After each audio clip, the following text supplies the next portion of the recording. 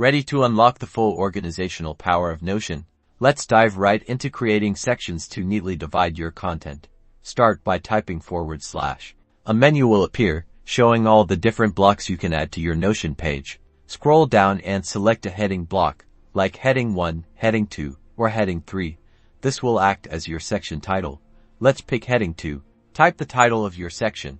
For example, let's name this section Work Projects. Now, let's add a divider to visually separate this section from the rest of your content.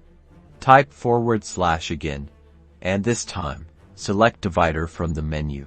See how that line appears below your heading? It clearly defines the beginning of your Work Projects section. Now you can start adding bullet points, text, or any other blocks you need within this Work Projects section. Repeat these steps to create as many sections as you need. And that's it. You now know how to create organized sections in Notion. Happy organizing.